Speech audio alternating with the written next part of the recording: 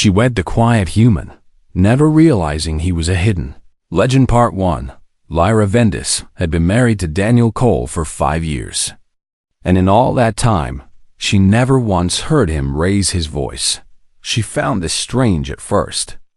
Humans had a reputation across the galaxy for being loud, emotional creatures. They laughed too hard, argued too fiercely, and celebrated too wildly. Every species in the galactic community had stories about human excess, about their strange need to fill silence with noise. But Daniel was different. He spoke softly. He moved carefully. He smiled often, but never demanded attention. When other humans on Valor Station gathered to watch sports broadcasts from Earth or argue about politics, Daniel stayed home. He preferred fixing broken equipment in his small workshop or reading old books on a cracked datapad. He refused to replace. Lyra had fallen in love with this quietness. As a Solari, she valued peace and reflection. Her species was known for their graceful appearance, with pale blue skin and large dark eyes that many other races found beautiful. Solari were poets and scholars, not warriors. They sought harmony in all things. Daniel gave her that harmony. They had met 6 years ago, when Lyra's cargo ship broke down near Valor Station. Daniel was the technician who came aboard to repair her engine. He worked for hours without complaint, even when Lyra's impatient business partner kept asking how much longer it would take. When the job was done, Daniel refused extra payment. He said the standard fee was enough. Lyra remembered thinking that this human was either very foolish or very rare. She found excuses to see him again. A problem with her ship's life support. A question about fuel efficiency. A broken console that she might have accidentally damaged herself. Each time, Daniel came to help. Each time, he was patient and kind.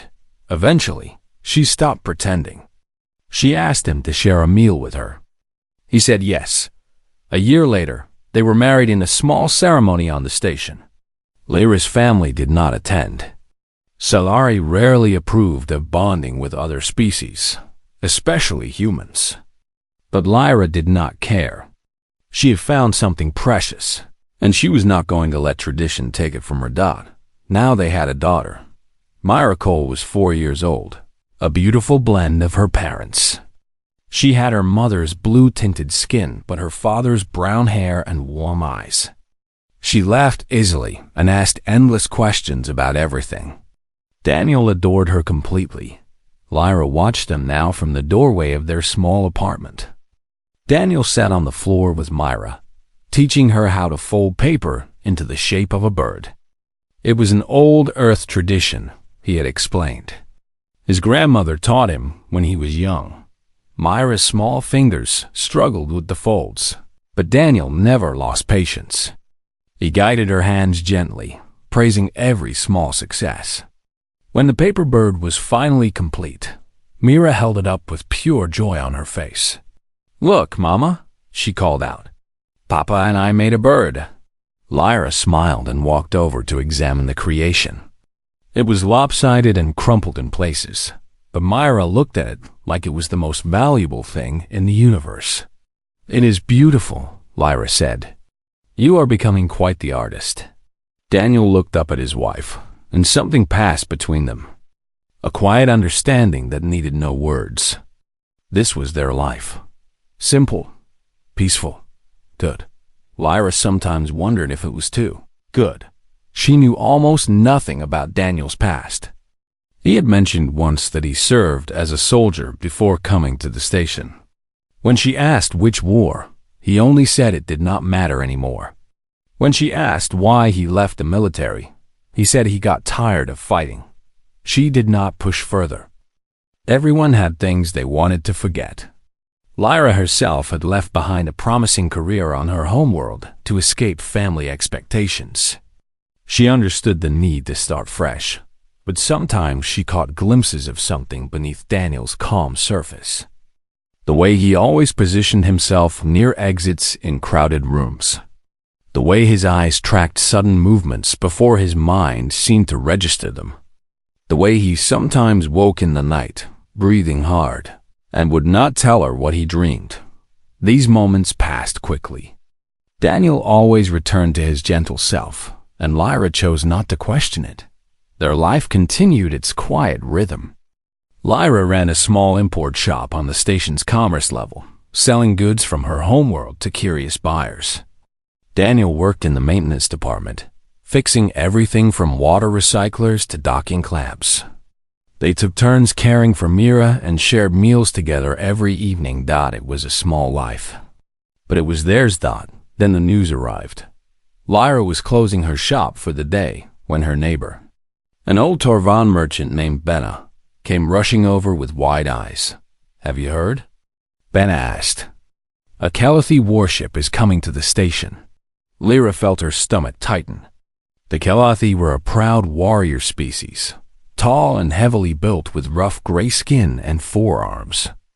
They had fought against humans in several conflicts over the past century.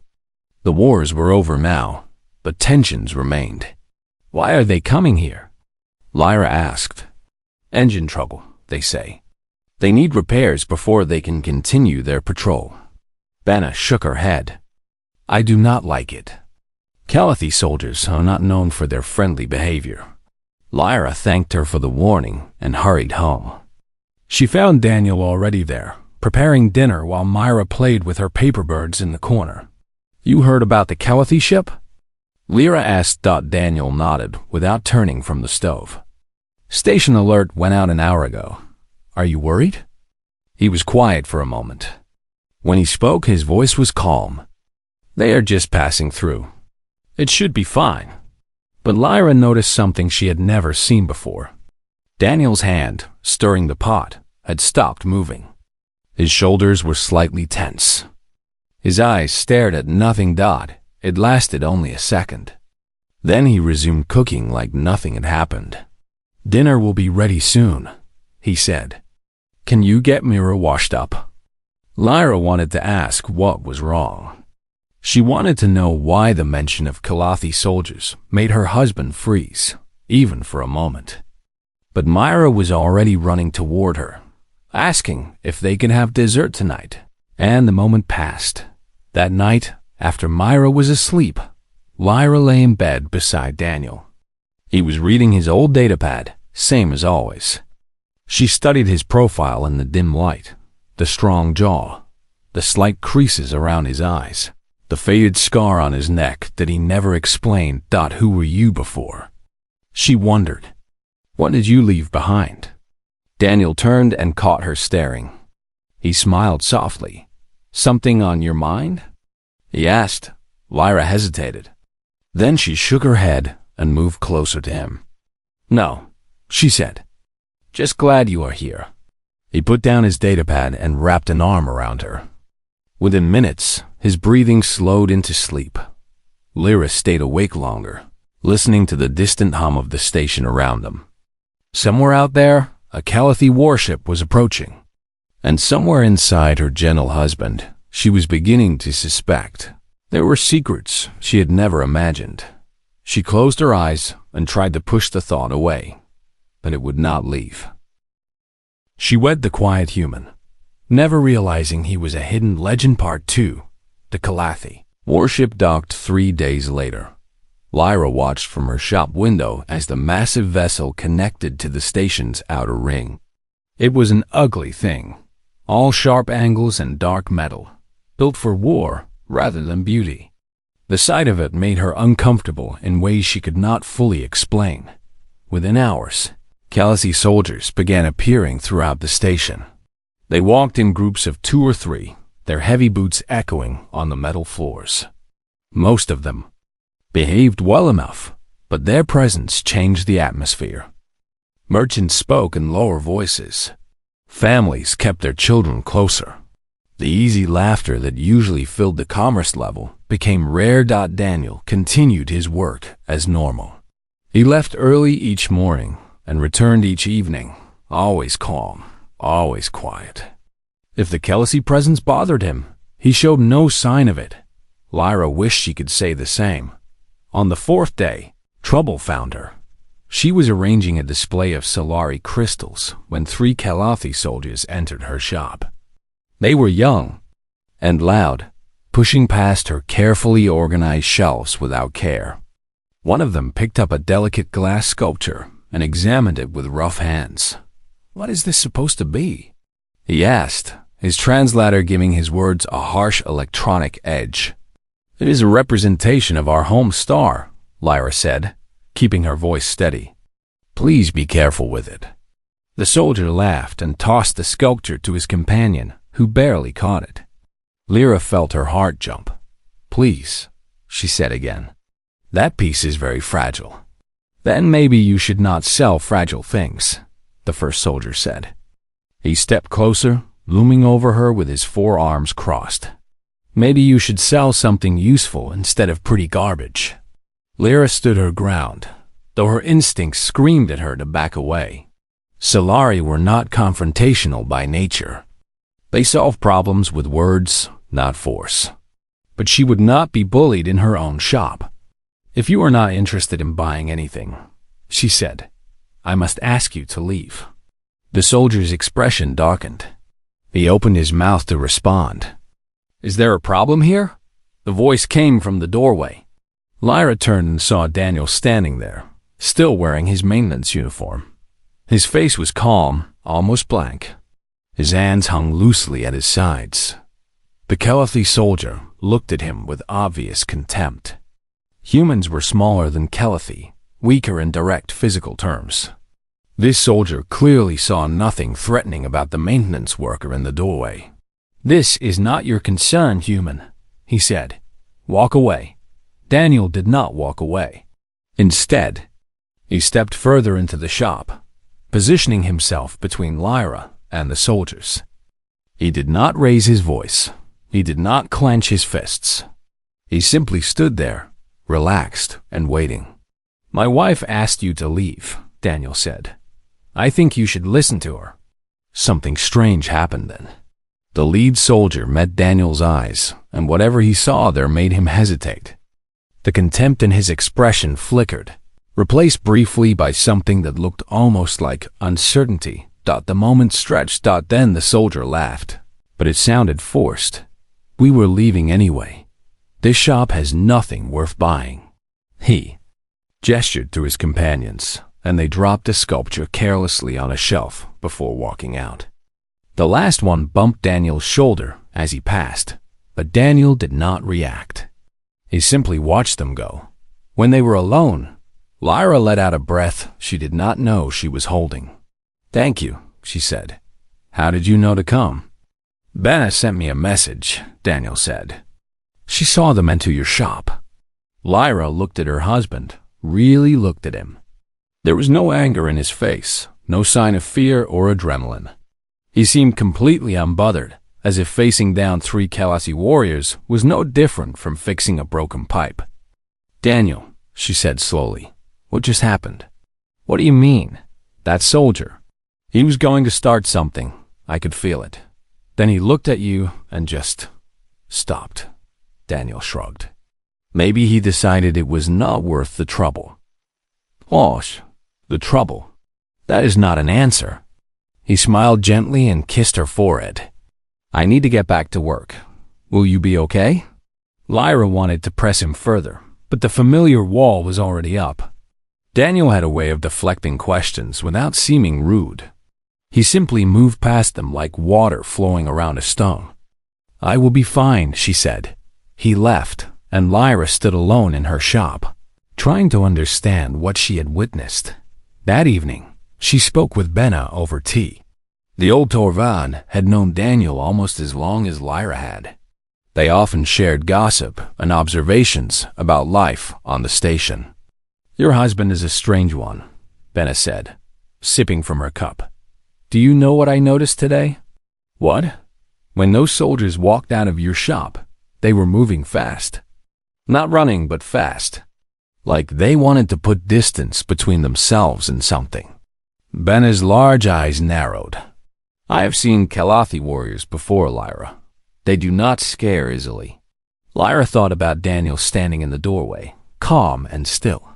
"Daniel is not scary," she said. "He is the gentlest person I know." Benna made a sound that might have been a laugh. "Gentle, yes, but have you ever watched him move?" "Really watched? What do you mean?" "He moves like a predator pretending to be prey. Every step placed exactly right. Always aware of everything around him." Benna set down her cup. "I grew up on a hunting world, Lyra.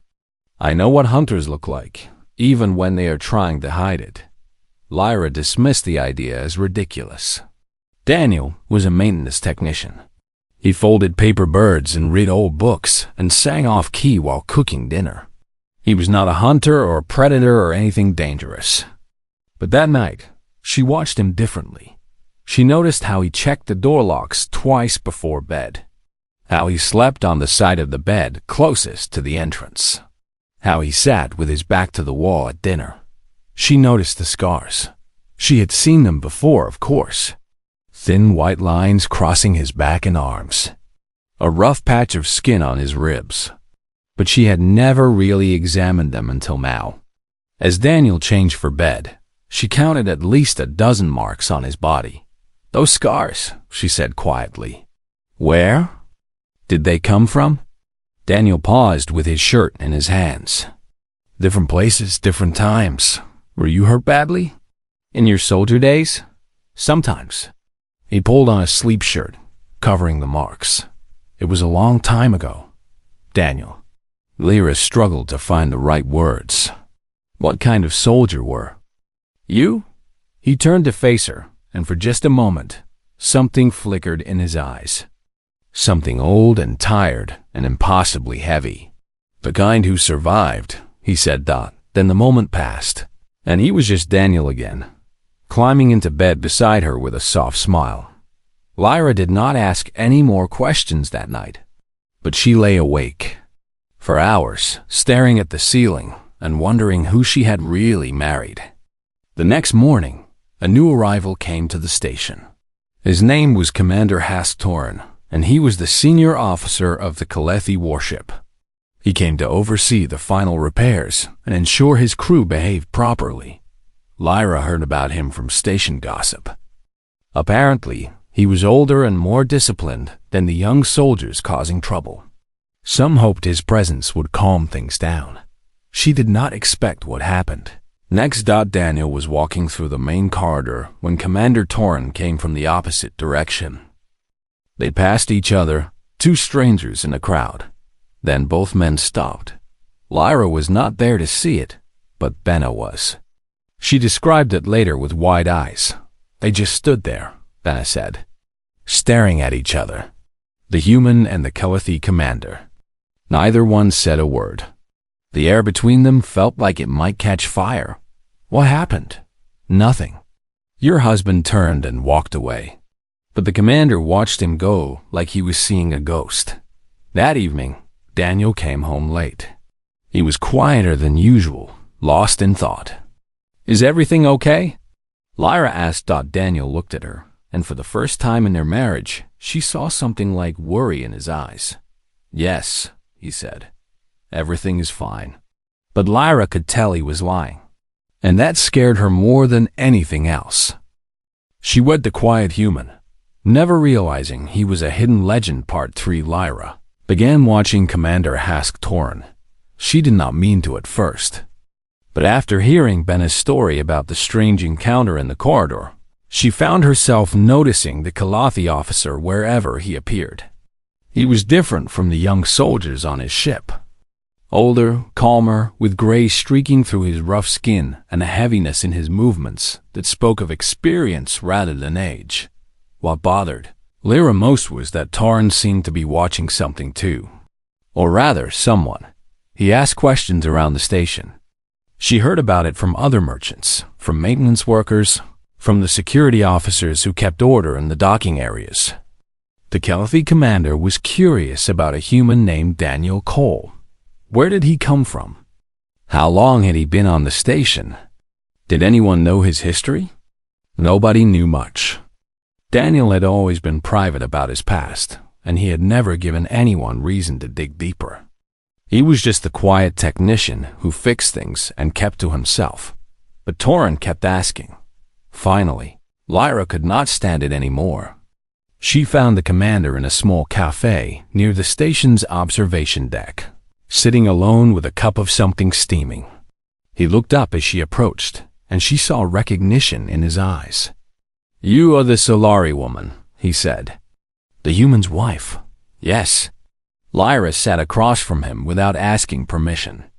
"And you are the Calathi commander who's been asking questions about my husband all week."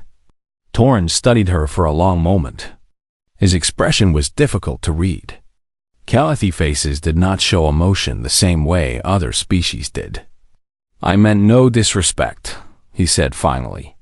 "I was simply trying to confirm something." "Confirm what?" The commander was quiet. He looked out the observation window at the stars beyond, and something in his posture changed. He suddenly seemed very tired. "Do you know much about the Varkan War?" he asked. Lyra frowned. The Varkan War had ended over a decade ago. It was a brutal conflict between the Varkan Dominion and a coalition of species that included both humans and Calathi. Strange alliances had formed during those years, enemies fighting side by side against a common threat. "I know the basics," she said. "It was before I came to this region of space." "Then you might not know about the Greyvok corridor." The name meant nothing to Lyra. She shook her head. Torin leaned forward slightly. The Greyvok corridor was a narrow passage through an asteroid field, the only escape route for 40,000 refugees fleeing a Varkan invasion fleet. The Dominion knew this. They sent a massive force to block the corridor and slaughter everyone trying to pass through. Lyra felt cold despite the warmth of the cafe. "What happened?" "A single human soldier happened." Torin's voice was low, almost reverent. "He held that corridor for 3 days, alone, against everything the Varkan sent at him. Every fighter, every assault team, every attempt to break through. He stopped them all." "That is impossible," Lyra said. "One person cannot hold off an army." "That is what we thought too. But the refugees made it through. 40,000 lives saved because one human refused to die." Torin met her eyes. "We called him the Shepherd, because he guided the lost to safety and sent his enemies into the dark." Lyra's mouth was dry. She wanted to speak, but could not find words. "After the war," Torin continued, "the Shepherd disappeared. No one knew what happened to him. Some said he died of his wounds. Others said he changed his identity and vanished. The legend grew, but the man was never found." He paused. "Until I walked through this station and saw his face. No." Lyra shook her head. "You are wrong. Daniel is a maintenance technician. He fixes pipes and recyclers. He's not some legendary soldier." "Look at his eyes," Torin said. "Really look. And tell me you see nothing there." Lyra stood abruptly, her chair scraping against the floor. "Stay away from my husband. Whatever you think you know, you are mistaken." She walked out without looking back, but Torin's words followed her all the way home. She found Daniel in his workshop, bent over a broken navigation console.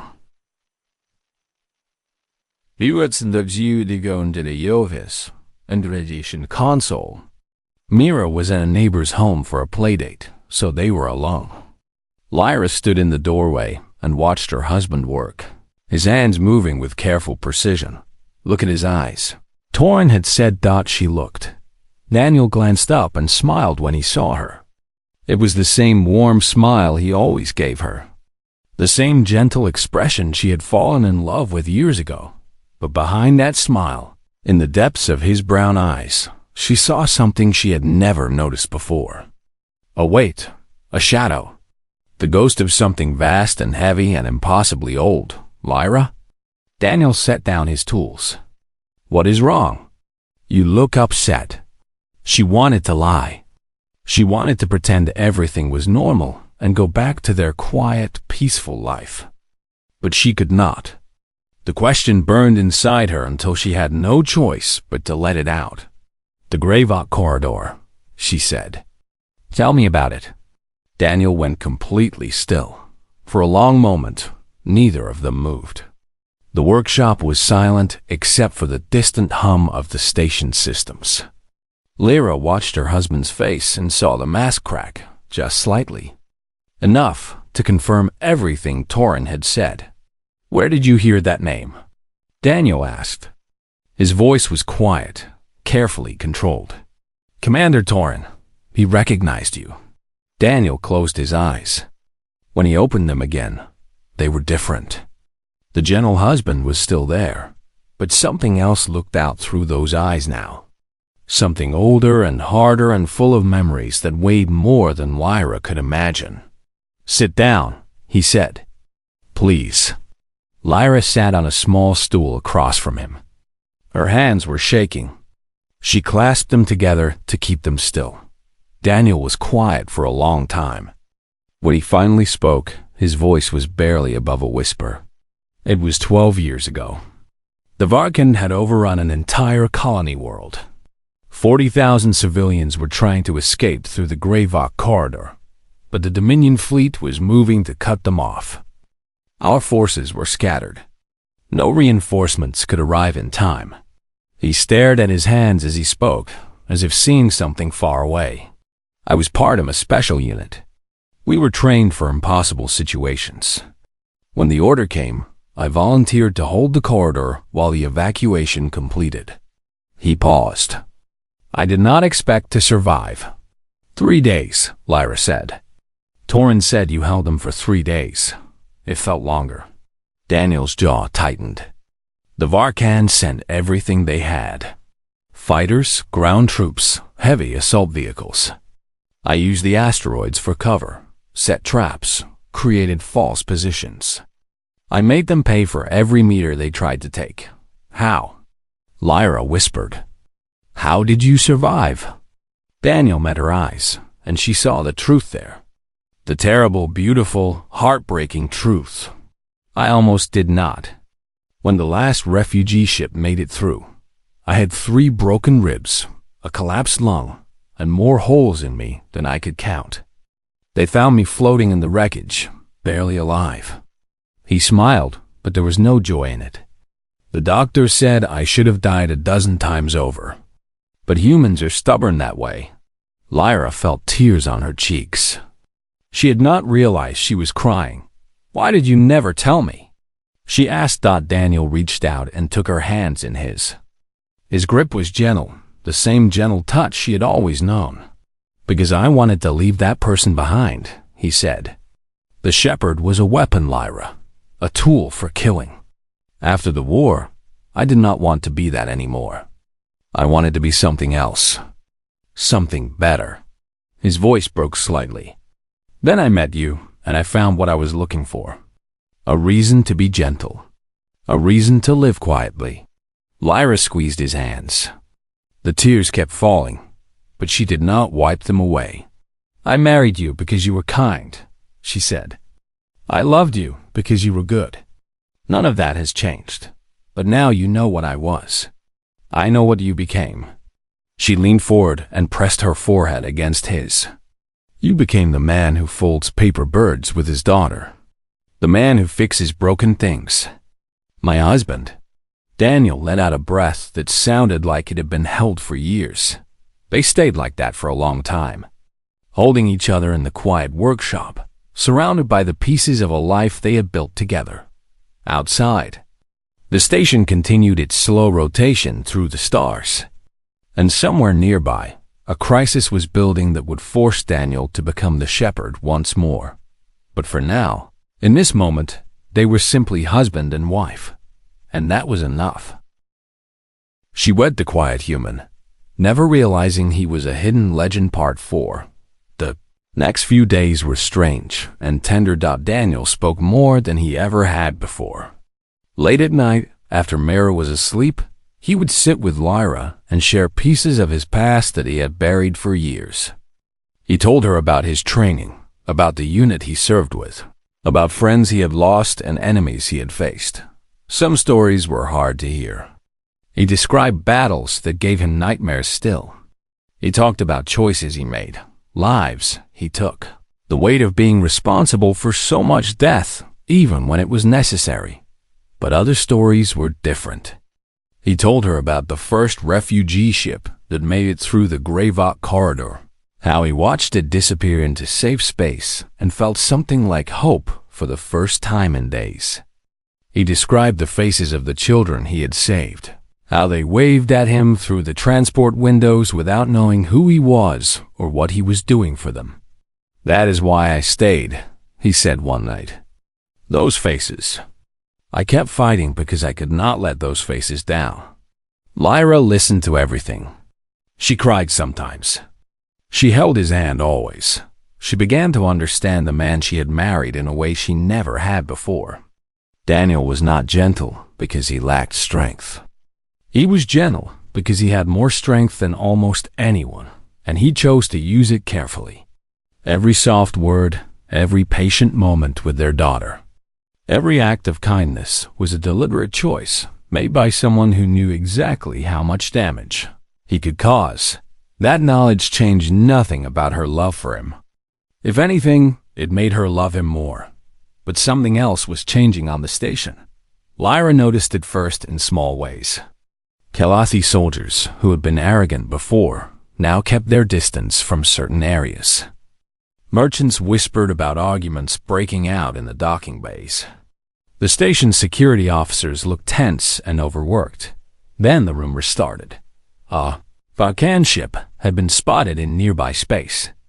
Just one small vessel, probably scouts or raiders from one of the rogue factions that still operated after the war. The Dominion had collapsed, but fragments of their fleet remained. Pirates and extremists who refused to accept defeat. Most people assumed the Kalathi warship's presence would deter any attack. Vulcan raiders avoided military vessels whenever possible. They preferred soft targets, stations and colonies that could not fight back effectively. Valor Station should have been safe, thought it was not. The attack came on a quiet morning. Lyra was opening her shop when the alarms started screaming. Red lights flashed throughout the commerce level. A voice crackled over the speakers, ordering all civilians to shelter in place. Her first thought was Myra. Their daughter was at the station's small school, 2 levels away. Lyra grabbed her communicator and tried to reach the school administrator, but the lines were jammed. Too many people trying to call at once. She ran. The corridors were chaos. Families rushing to find each other. Security officers shouting orders. Frightened faces everywhere. Lyra pushed through the crowds, her heart pounding so hard she could feel it in her throat. She was halfway to the school when she saw Daniel. He was moving against the flow of panicking civilians, heading toward the docking level where the alarms were loudest. He moved differently than she had ever seen him move before. Fast and fluid, every step precise, his eyes scanning constantly. "Daniel!" She shouted. He stopped and turned. For a moment she saw the shepherd looking back at her. Then his expression softened and he ran to meet her. "Myra's safe," he said before she could speak. "I already checked. The school is in lockdown. She is protected." Lyra felt relief flood through her so strongly that her knees nearly buckled. "How do you know?" "I installed the security system myself. It will hold." Daniel gripped her shoulders gently. "Listen to me. There are Vulcan raiders in the docking bay. They have taken hostages." "Hostages?" "Station workers, some travelers. Children from a visiting school group." His jaw tightened. "They are demanding a ship and safe passage." Lyra felt sick. Children. Innocent children trapped with those monsters. "What are you going to do?" she asked. Daniel was quiet for a moment. She watched his face and saw the internal struggle playing out. The gentle husband and the hidden legend, fighting for control. "I do not know yet," he said finally, but Lyra knew. She could see it in his eyes. The same look he must have had 12 years ago when he volunteered to hold the Greyvok corridor alone. "You are going to help them," she said. It was not a question. Daniel exhaled slowly. "Lyra, do not lie to me. Not now. Not after everything you told me." He met her eyes, and the truth was there. The terrible, necessary truth. "There are 47 hostages," he said quietly. 11 of them are children. Station security is overwhelmed, and the Kalathi are refusing to intervene because it could cause a diplomatic incident with the Varkan remnants. His hands tightened on her shoulders. "Someone has to do something, and that someone has to be you. I am the only one who can." Lyra wanted to scream. She wanted to grab him and drag him back to their apartment and lock the door and pretend none of this was happening. She wanted her quiet life back, her gentle husband, her peaceful routines, but she looked at Daniel and saw the weight of those 47 lives in his eyes. 11 children. He would never forgive himself if he did nothing, and neither would she. "Promise me you will come back," she said. Daniel pulled her close and held her tight. "I promise." "Promise me, Daniel." "Swear it. I swear." He pulled back and looked at her face, memorizing every detail. "Take care of Myra. Stay in the shelter. No matter what you hear, stay safe." He kissed her forehead, then her lips. One last moment of tenderness before everything changed. Then he turned and walked away, disappearing into the emergency corridors, heading toward the docking level. Lyra watched him go. The gentle husband was gone. In his place walked someone else, someone she was only beginning to understand. The shepherd had returned, and there were lives that needed saving. She wiped her tears and headed to the school to be with her daughter. In the docking bay, the Varkan raiders had no idea what was coming for them. They had taken their hostages, secured their perimeter, and made their demands. Standard procedures for a simple raid. But there was nothing simple about what was approaching them. "Commander," Torin stood at the security observation post, watching the feed from the docking bay cameras. His officers were arguing about tactical options, none of which were good. The raiders were dug in, the hostages were scattered among them, and any direct assault would result in casualties. Then Torin saw something on the monitors that made him go still. A single figure approaching the docking bay entrance. A human in maintenance coveralls, walking calmly toward the barricaded doors. "What is he doing?"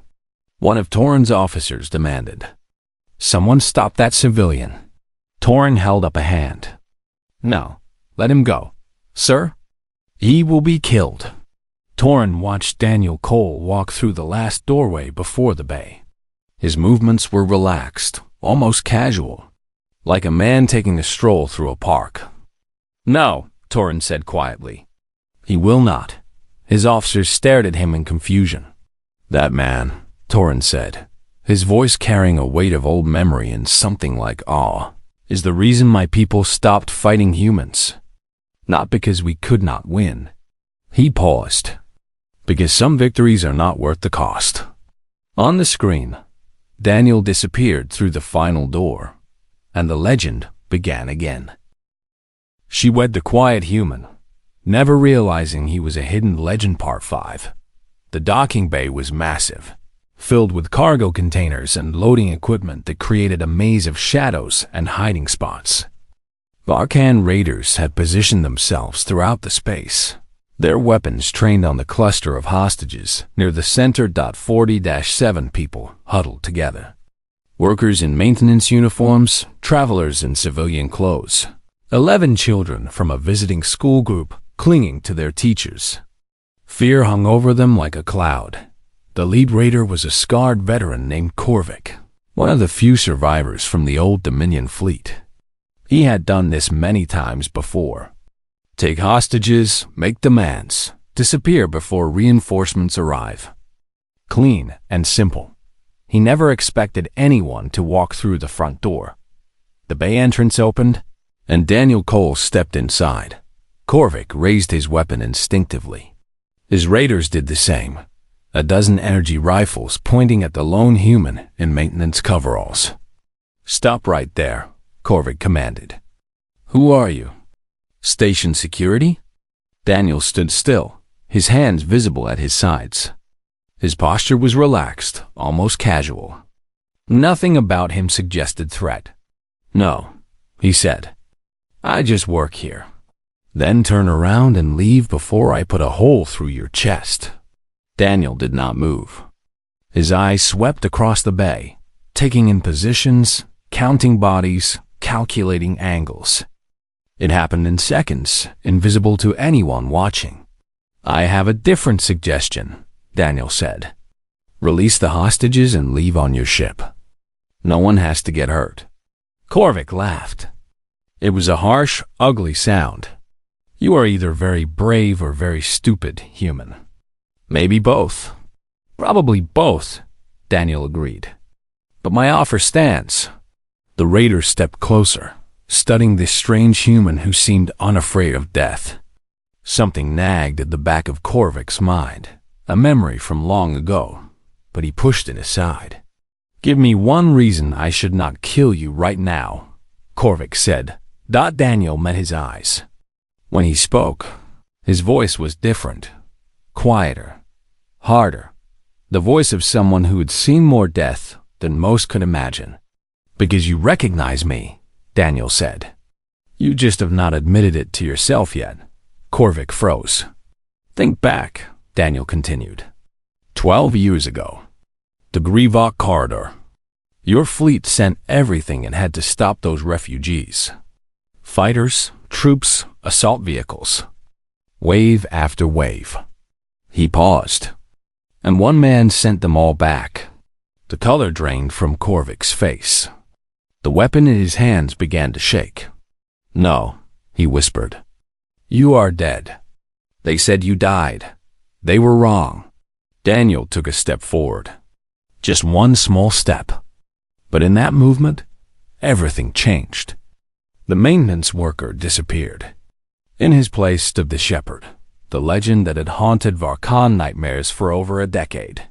"You know what happened at Grivok," Daniel said. "You know what I did to your fleet. 40,000 people escaped because I would not let your kind stop them." His voice was ice. "There are 47 people behind you right now. 11 of them are children." Korvac's raiders were shifting nervously, their weapons still raised but their resolve crumbling. They had all heard the stories. Every Vulcan who survived the war knew about the shepherd. "I am going to ask you one more time," Daniel said. "Release the hostages. Take your ship. Leave this station." He took another step. "This is the last chance I give you." For a long moment, nobody moved. Then Korvac made his choice. He screamed a command and raised his weapon to fire. But Daniel was already moving. 12 years had passed, but his body remembered. The training was burned into his muscles, his nerves. His bones he crossed the distance before Korvac could pull the trigger. One precise strike disarmed the raider. A second put him on the ground. Daniel took the fallen weapon and kept moving. The other raiders opened fire, but Daniel was not where they expected. He used the cargo containers as cover, moving through shadows like he belonged there. He struck from angles they could not predict, disabling weapons, breaking grips, putting bodies down without killing anyone. It lasted less than 2 minutes. When it was over, 12 Arcan raiders lay scattered across the docking bay. All of them were alive, but none of them could fight. Daniel stood in the center of the chaos, breathing hard, the borrowed weapon still in his hands. The hostages stared at him in shock. The children clung to their teachers, eyes wide. Daniel lowered the weapon and turned to face them. "Is everyone okay?" he asked. His voice was gentle again. The shepherd retreating, the husband returning. "Is anyone hurt?" A teacher stepped forward on shaking legs. We are fine." "How did you—" "It does not matter." Daniel set the weapon down carefully. "Security will be here soon. Just stay together." He walked toward the bay entrance without waiting for thanks or recognition. Behind him, the hostages watched in stunned silence. Lyra was waiting in the corridor, outside. She had ignored his instructions to stay in the shelter. She could not sit there not knowing if he was alive or dead.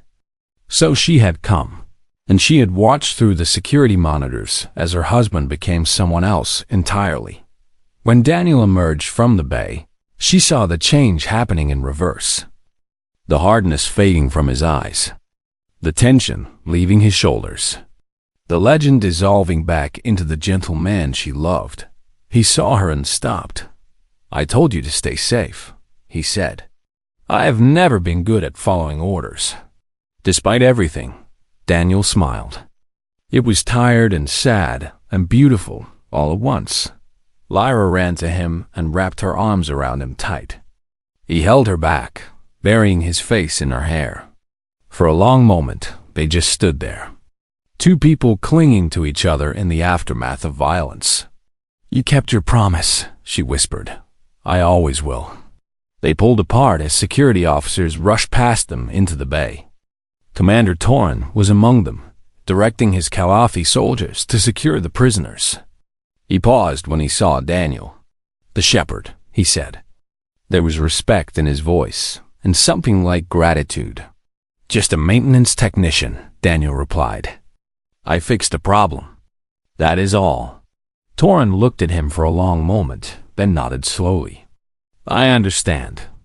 The galaxy does not need to know. No, it does not." The commander walked past them into the bay, and Daniel and Lyra were left alone. "Let us go home," Daniel said. "Myra is waiting." They walked through the station corridors together. People stared at Daniel, having heard already what happened in the docking bay. But no one approached him. No one asked questions. When they reached their apartment, Myra came running the moment the door opened. She jumped into her father's arms, talking rapidly about the scary alarms and how her teacher kept everyone calm and how she was worried about him. Daniel held his daughter close and listened to every word. Lyra watched them from the doorway, tears streaming down her face. Later that evening, after Mira was asleep, Lyra and Daniel sat together on the small couch in their living room. The station was quiet now. The raiders were in custody. The hostages were safe. Life was returning to normal. Will it always be like this? Lyra asked. Will there always be something that pulls you back? Daniel was quiet for a moment. Maybe. I cannot change what I am. But I can choose what I do with it. And what will you choose? He turned to look at her, and in his eyes she saw the answer. The gentle husband. The hidden legend. Both parts of the same man. I choose this, he said. You, Mira, our life together. The legend is part of my story, but it is not all of it. He took her hand. You are all of it. Lyra leaned into him, resting her head on his shoulder. I love you. Daniel Cole, I love you too. They sat together in the quiet, listening to the distant hum of the station around them. Tomorrow would bring new challenges, new questions from neighbors and officials, maybe even attempts by journalists to learn more about the hero of the docking bay. But tonight, there was only this. A family, a home, a quiet human who had once been a legend and chose to become something more. And that was enough. 3 days later, Myra asked her father to teach her something new. Can you show me how to be brave like you? She asked, her eyes bright with curiosity. Daniel knelt down to her level and smiled. You already are brave. You just do not know it yet. How do you know? Because you have your mother's heart and your grandmother's stubbornness. He ruffled her hair gently. And because being brave does not mean you are never scared. It means you do the right thing even when you are scared. Myra thought about this very seriously. Then she nodded. Can we make more paper birds today? Daniel laughed, the sound warm and full of love. Yes, he said. We can make as many as you want. And they did.